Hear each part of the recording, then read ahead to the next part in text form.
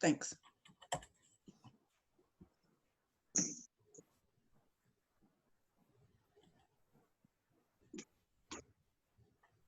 Good afternoon, folks, and welcome to the Senate Democratic Caucus Press Zoom this afternoon. We'll be talking about our policing reform proposal.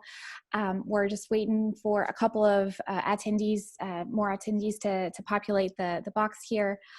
Looks like we're about at critical mass. So Senator Locke, kicking over to you. Thank you, Christina, and welcome everyone. We appreciate your being with us this afternoon. Thank you so much for joining. And as Christina indicated, we're here to talk to you about our policing reform bill. It does not have a bill number yet. It should sometime tomorrow or Monday. And what I'd like to do is just give you an overview of the bill and then kick it over to Senator Servell, who, if I don't talk about something, he will certainly fill in any gaps that I may miss. You've heard us talk before about why we are doing this and what has led up to this. And this Senate bill is a comprehensive bill that addresses policing reform. And certainly you've heard us talk before about the fact that the deaths of George Floyd, Breonna Taylor, and Ahmaud Arbery has awoken Americans and Virginians to a longstanding problem that has existed in this country for a long time. And just because something happened in Minneapolis, in Louisville, and in Georgia does not mean that Virginia is immune from those kinds of activities. And certainly the video that surfaced with regard to a Virginia state trooper exhibiting excessive force on an individual demonstrated that. And so what has changed is the social media's exposure of these incidents and the public's reaction to these incidents. So this bill and the others that will follow is not about being anti-police. It's not about defunding the police. And it's not about anti-law enforcement or any other negative propaganda that may surface as we move these bills forward. And it's not about any other negative propaganda or statements that may surface that is only designed to change the narrative, to distract the public away from the reality of what needs to be done to address biases in our criminal justice system and the need for comprehensive police and reform measures, which is what this particular piece of legislation does. And what I'd like to do is kind of walk quickly through what the bill addresses. One, it adds law enforcement officers to those persons who are guilty of a Class 6 felony if they are in a position of authority over and carnally know without force, threat, or intimidation any inmate, parolee, probationer, arrestee, detainee, or pretrial defendant or post-trial offender, including those in the custody of a private, local, or state law enforcement agency. It requires that a law enforcement officer provide notice of his authority and purpose prior to the execution of a search warrant, and that such warrant shall only be executed during the daytime, unless a judge authorizes the execution of that warrant at another time and shows good cause for doing so. It requires that the Criminal Justice Services Board adopt statewide professional standards of conduct applicable to all certified law enforcement officers and certified jail officers. It provides that any sheriff or chief of police, any director or chief executive of any agency or department employing the deputy sheriff or law enforcement officer, and that the director of the Department of Criminal Justice Services disclose to a prospective law enforcement or jail employer any information related to an arrest or prosecution of a former appointee or employee, including any expunged information, any information related to a civil suit regarding a former appointee or employee's employment or performance of his duties, Any information obtained during the course of any internal investigation related to a former appointee's or employee's alleged criminal conduct, use of excessive force, or other official misconduct. And basically, this is designed to keep a person from jumping from job to job, which has been done in the past. It adds a requirement for training in de-escalation techniques to the compulsory training standards developed by the Department of Criminal Justice Services for basic training and recertification of law enforcement officers. It expands the required law enforcement data collection for motor vehicle stops to include all investigatory stops, including pedestrian stops, and provides that any locality that has failed or refused to report the required data to the Department of State Police or fails to implement the corrective recommendations to end bias-based profiling shall be ineligible for 599 funding in the succeeding fiscal year. It prohibits the Department of State Police and other law enforcement agencies from applying for and accepting grants or loans of personal property from the U.S. Department of Defense for use in law enforcement activities. It requires every chief police officer defined in the bill to provide the attorney for the Commonwealth access to all records relating to wrongful arrests or use of force complaints, or other complaints that a person has been deprived of the rights, privileges, and immunities secured or protected by the laws of the United States and Commonwealth made against a law enforcement officer that is employed by the Chief Police Officer's agency, when such law enforcement officer has a matter before the court. It changes the membership of the Criminal Justice Services Board and its Committee on Training by requiring that one member be a representative of a civil rights organization and two members be representatives of community-based organizations.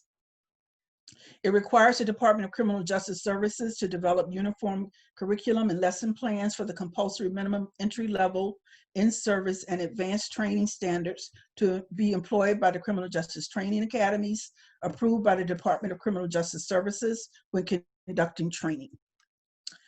So that's a basic overview. And we can go, believe you have a copy of the bill that goes into further detail. So I'll kick it over to Senator Servell to fill in any gaps that I may have missed. Thank you, Chairman Locke, and appreciate everybody being on the call today. So what you have before you is the piece of legislation that's been the product of the work of the entire Senate Democratic Caucus. As we talked about in our prior meetings, as soon as George Floyd happened, our caucus jumped into action. We solicited input from all of our 21 members of our caucus. We took that input. We had a subcommittee that we called it our Criminal Justice Reform Ad Hoc Subcommittee. There are 5 or 6 members on that, a couple of which are on the call with us here right now. Our committee looked at all those, distilled it down to a set of ideas, prepared this legislation, and then we've now circulated this legislation to numerous stakeholders, taken feedback, and now you have the final product in front of you, which Senator Locke will be introducing today. I'm just going to go over some of the things she talked about a little bit and be a little quicker in the explanation, a little more punchy. First of all, this bill will prohibit police officers from having sex with people they arrest. That's what the first part does. That's already illegal in most states. The Senate last year passed legislation to make that illegal in Virginia. The House of Delegates did not pass it. We're hoping that we can get that through. Secondly, it bans no-knock warrants.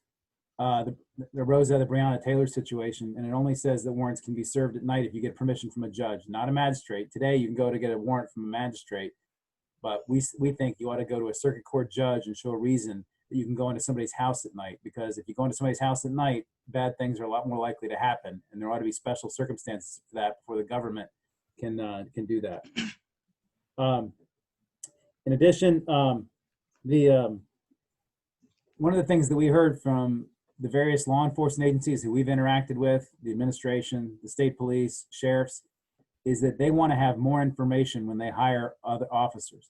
And that right now, they don't get access to an officer's prior disciplinary history before they come out of another agency. They want to have access to that.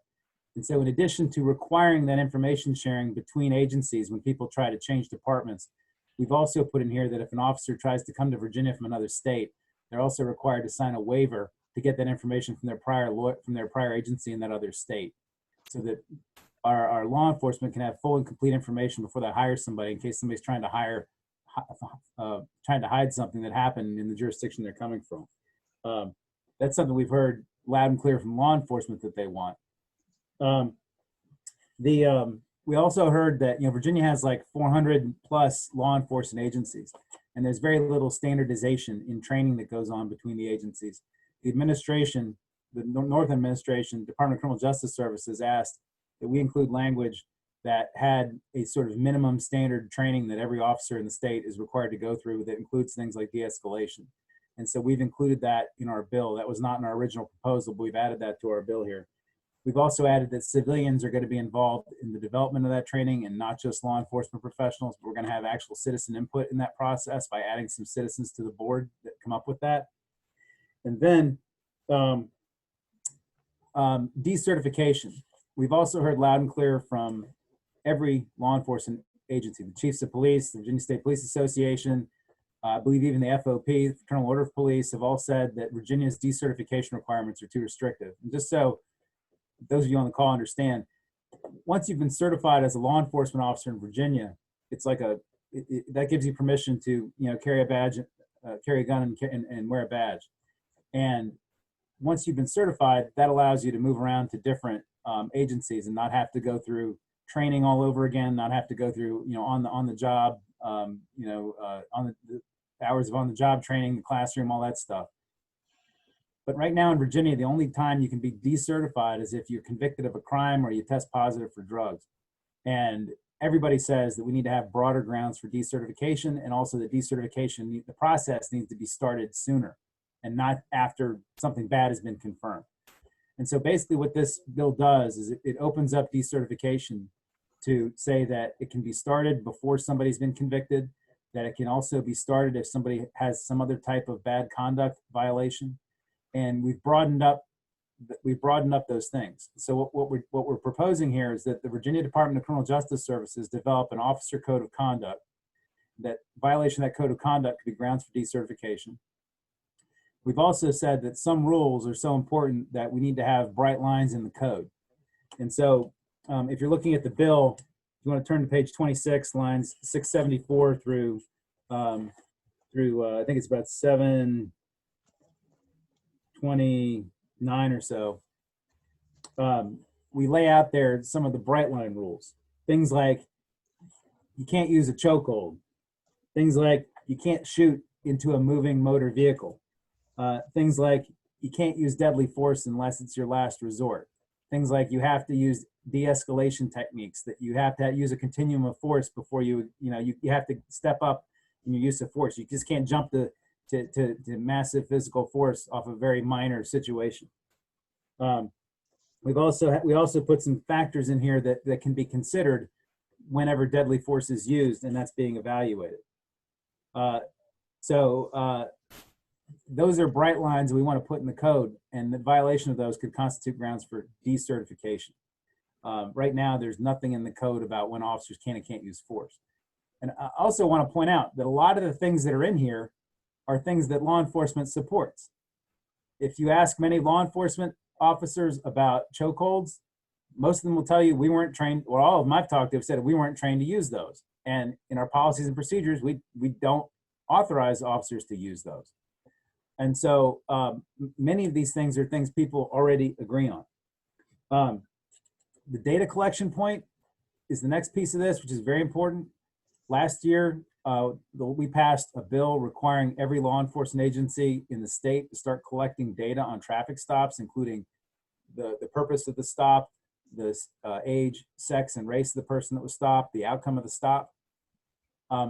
However, we think that in addition to recording that data, you should also record whether force was used during the encounter. Secondly, we think that we also ought to be looking at not only at traffic stops, but pedestrian encounters. There's lots of times when law enforcement ride around on bicycles and confronting groups of people out in neighborhoods or in the streets, and that results in further situations. And we also believe that all of that data, every law enforcement agency ought to be aggregated, turned into an annual report, and placed online where the community can see it. And then the community can then act on it if they see a problem, or if they see trends, for example, that a law enforcement agency seems to be stopping or interacting with minorities at a much higher rate than their presence in the population, which is, we all know, is occurring. Then there's some other things in here about the 11 Commonwealth attorneys who we did a press conference with 2 weeks ago. They requested that whenever an officer is involved in an officer-involved shooting or some type of other court incident, that they have access to that officer's disciplinary files or the records of the investigation immediately. Those of you on the call from Northern Virginia would probably be familiar with the John Gill case. I mean, the John Gear case. That involved a situation where a Fairfax County resident was shot standing in his front door holding a cup of coffee, and the Commonwealth attorney was unable to get access to the investigation records for, I believe, 3 years before he could finally make his charging decision. The Commonwealth attorney said they need that access to that information right now, and we put that in this bill. So that's, again, a rough outline. There's the military, the prohibition on purchase of military surplus is in there, a few other things. I also just want to tell you all, or tell those of you on the call, what is not in here. What is not in here is qualified immunity. The Senate's plan that we announced a month ago, the Senate Democratic Caucus plan we announced a month ago, did not have a qualified immunity proposal. It still does not have a qualified immunity proposal. That's being discussed, but that's a pretty complicated issue, and that's not in our proposal, and we're not going to be making one. Secondly, the assault on law enforcement officer statute is not in this bill. We will be announcing the introduction of about 9 or 10 more bills next week, and that will be included in that package of bills next week. That's our broader criminal justice reform package. Today, we're only here to talk about reforming of policing. Civilian review boards is also not in here. We will be announcing our civilian review board proposal next week, Tuesday or Wednesday. And we will also be announcing our Marcus, what we're calling our Marcus Alert proposal next week, and that's getting mental health teams on the scene. So you'll be seeing some of those things next week, and qualified immunity you won't be seeing it all, but I just wanted to make sure I got that clear so we didn't start getting questions about that right now, because we're not here to talk about that today. But we believe that these proposals are common sense, that we believe there's broad agreement within the community for a lot of these things, if not all of them. We believe that these proposals will make our community safer, and we also believe that these proposals honor Virginia's traditions and our values of civil liberty. Virginia was the first state in the United States of America to adopt the Bill of Rights, and probably the first government to adopt the Bill of Rights in the world. And we believe that this proposal helps strike a balance that's consistent with our traditions and our values in this state, and will make our Commonwealth a greater place. Happy to take any questions, unless, Madam Chair, you have anything else you want to say? No, I think we'll go directly to taking questions. Christina, you feel those? Yep, sure. So if folks would like to go ahead and submit any questions through the Q&A, or go ahead and raise your hand through the Zoom tool, and we'll be happy to take some questions to the panel.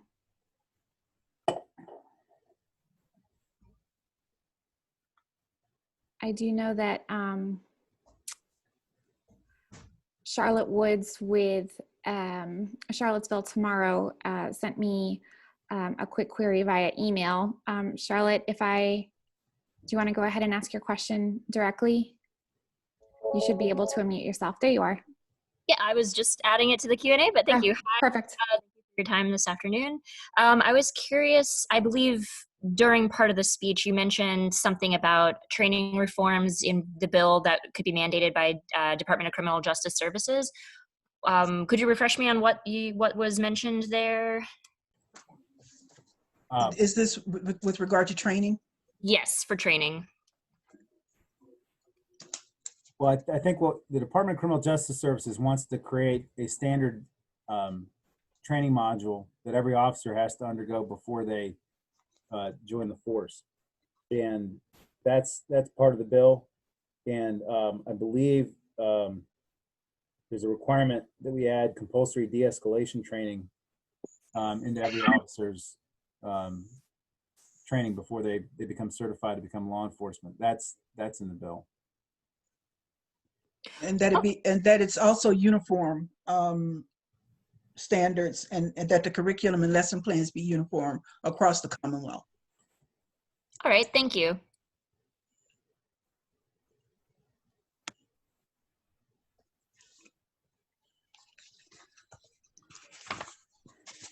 All right. Anybody else? Oh, I see somebody in the Q&A. Patrick Larson has a question about, I think it's about defund the police at a glance. Patrick, I am bringing you. You have permission to talk now. You'll have to unmute yourself.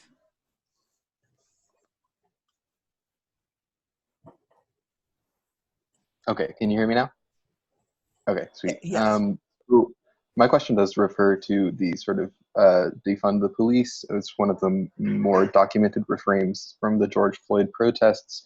I guess sort of like referring to taking funding from police budgets, which protesters say are swollen, and putting that money towards other community infrastructure, harm reduction, mental health, etc. What does it mean when you say that this bill is not about that? Will other proposals regarding, quote unquote, defunding be considered by the caucus? And just sort of to wrap it up, would a bill like the one discussed today result in more funding going towards Virginia police? Thank you. I mentioned the fact that this is not about defunding the police, because that whole phrasing is used to distract and detract from exactly what it is that we're trying to do. Our issue is not to change the narrative about the whole issue of addressing specific issues which have been outlined in this legislation. And the whole defund the police movement is not necessarily about defund the police. And I think the word has been misused, and specifically misused to detract. The whole issue has been primarily designed to talk about how money needs to be better used and better utilized in the community to address issues such as food insecurity in the community, to address poverty in the community, to address mental health issues in the community, to address education in the community. That rather than top loading funding into police departments to buy military equipment such as tanks, or buying from the Department of Defense to put that into a police department, that funding could be better utilized in other areas in the community rather than funding unnecessary things in a police department. So I think that the whole effort around defund the police, so to speak, has been misused. So when I started out by saying this is not about defunding the police, I didn't want us to distract from what the bill is really about. Yeah, and can I also just note that the vast bulk of funding for law enforcement in Virginia comes from our localities. It's policing is a local function. Obviously, we have a state police department. We fund the state police, but in terms of the amount of the state funding that goes to localities for police funding, it's at least in terms of police versus sheriffs, it's about 10% of the locality's budgets usually, plus or minus. And so a lot of those are decisions that have to be made at the local level. Okay, thank you.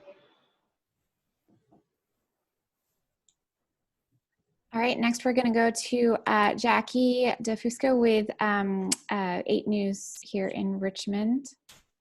Jackie, you'll have to unmute yourself, but you're up.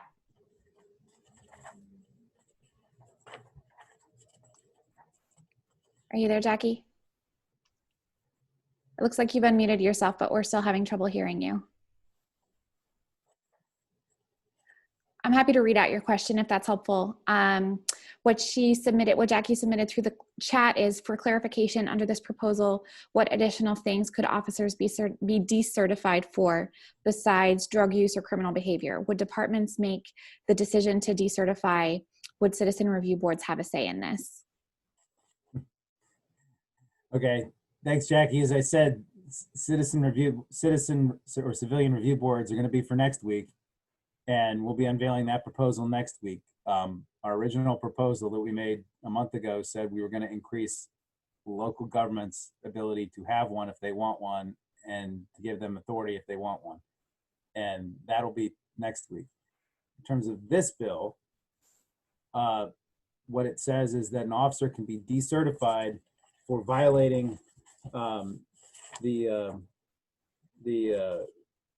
chapter I cited earlier, chapter 7.1, the new chapter in title 19.2. It's on line 673. So they could be decertified for using a neck restraint. They could be decertified for shooting into a moving motor vehicle unless they're doing it unless it was immediately necessary to protect the officer's life or the life of another person. They could be decertified for improperly using deadly force. They could be decertified for not using proper de-escalation techniques. We also have in here that they could be decertified if they violate the new officer code of conduct that the Department of Criminal Justice Services will be creating. And we will also be, it also allows an officer to be decertified if they commit what's called a Brady violation. And what a Brady violation is there was a case in the United States Supreme Court, I believe it was in the 1960s, which said that the government has a constitutional obligation to turn over evidence that would tend to show somebody is innocent of what they're charged with. And so if a police officer is involved in not turning over that type of evidence, then they could be decertified for that. So that's a rough outline of the additional things. All right, next we'll go to Michael Pope. Michael, you should be able to unmute yourself. Yes, can you hear me? Yes, we can. Great. So I was interested in getting a sense of what the sort of central theme or thread to this is, because it's all about policing, of course, but there's a wide variety of stuff you have in here on warrants and standards and decertification. And then there are other things on policing that are not in here that you're going to unveil next week. So I was just interested in getting like a statement. What is the purpose of this? Why are you doing this? Also, for all the senators, what kind of reaction do you think it's going to get in the Senate? What do you think the contours of the debate are going to look like?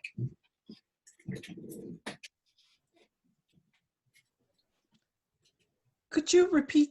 I'm not getting your question. Could you repeat it, please? Sure, yeah. So there was two parts to that. The first was, what is the central organizing theme here? Like, what is this bill about? Because there are many different there's different parts to this about like warrants and decertification. And I'm just trying to get a sense of like, what is this bill about?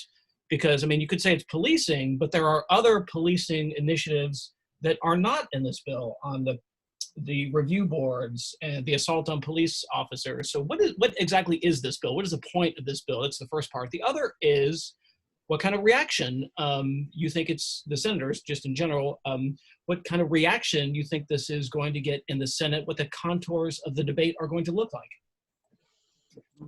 Let me start with your second question first. Don't quite know what kind of reaction we're going to get. That will depend on the individual senator as to how they react to how they feel about police reform here in Virginia. That will determine how they react. As to what this bill is about, it has different aspects of police reform.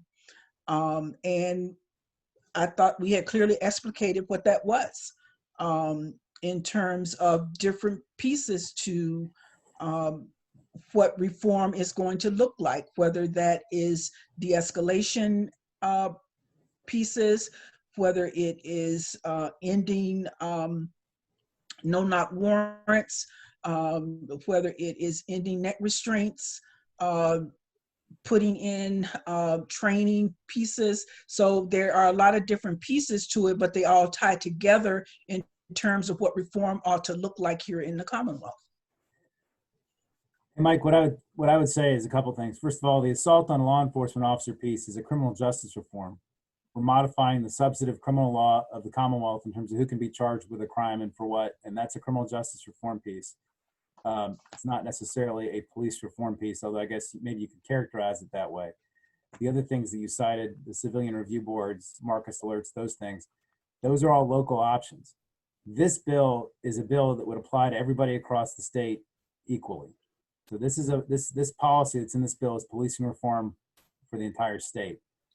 And basically, from our perspective, what it does is that it's gonna enhance law enforcement's ability to root out bad apples. It's gonna improve their ability to hire officers that are good people and good officers and don't have a history of disciplinary problems or other types of problems like dishonesty, which you know, if an officer is dishonest in court, that's a real big deal. And it will help standardize our training to make sure that all of our officers in Virginia have at least the same minimum training when it comes to the use of force. And we're hopeful that it will provide some standardization in how police use their force across the Commonwealth. As I've said earlier, we have over 400 agencies in this state. And an agency like Fairfax County, which has, you know, over 1,000 police officers, has a lot more rigor in terms of their training and their standards, their policies, than a department that, say, has 2 or 3 police officers in it, or some that are, you know, even less than 50. And so it's important for us to make clear sort of what the minimum requirements are for law enforcement all around the Commonwealth. And that's what this bill does.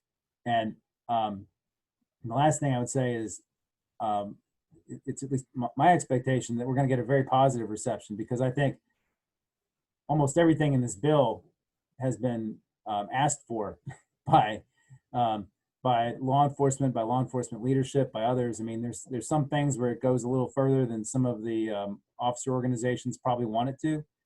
But what we've heard loud and clear is they want to be able to get more information when officers move around. They want to be able to fire bad officers faster, that everybody agrees that you shouldn't use deadly force unless it's absolutely positively the last resort, that you don't shoot into moving vehicles, that you don't use chokeholds. I mean, these are all things that I think there's wide agreement on. And so it's our hope that this legislation will receive a very positive reception. All right, next we'll go to Ned Oliver with the Virginia Mercury. Let's see, Ned, you should be able to go ahead and unmute yourself now.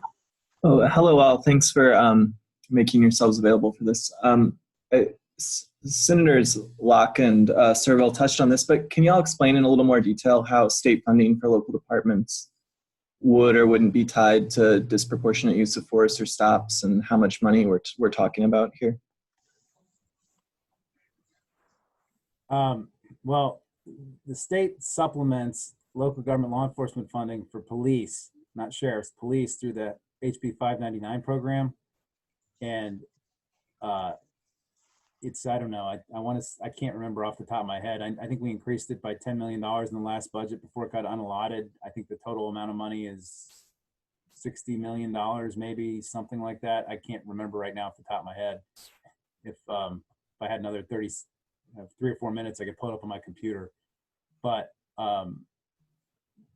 the language in this bill with regard to that funding stream, what it says is that if a local law enforcement agency does not publish its use of force report, their 599 funding can be held up.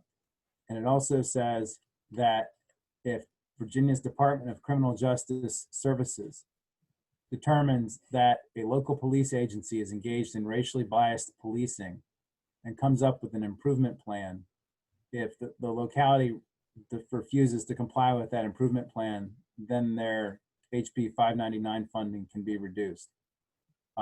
Those are here in the bill. And if you need a cite to it or something, email me and I can cite you to the specific language. But I believe that's in here. And that's the only, and there's also, like I said earlier, there's the prohibition on purchases of military surplus. There's a specific federal government program, and there's a cite to that program in here that prohibits that. It does not require divestment of existing purchases. It only prohibits purchases going forward. I think that's it. Yeah, those are the only things.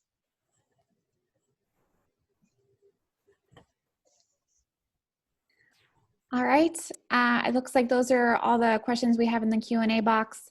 I'm happy to field additional questions if anybody on the line here wants to submit them. My email address is there in the chat.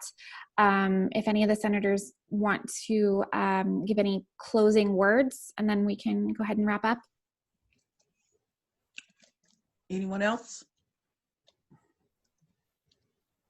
Okay, well, thank you all for joining us this afternoon. I would like to acknowledge the presence of Senator Boysko, Senator Edwards, Senator Eben, Senator Lucas, and I believe Senator Marston. Did I miss one? Senator Hashmi was with us a little Senator earlier Hashmi as well. was here earlier. Thank you all for joining us here this afternoon. We appreciate your attendance and your questions.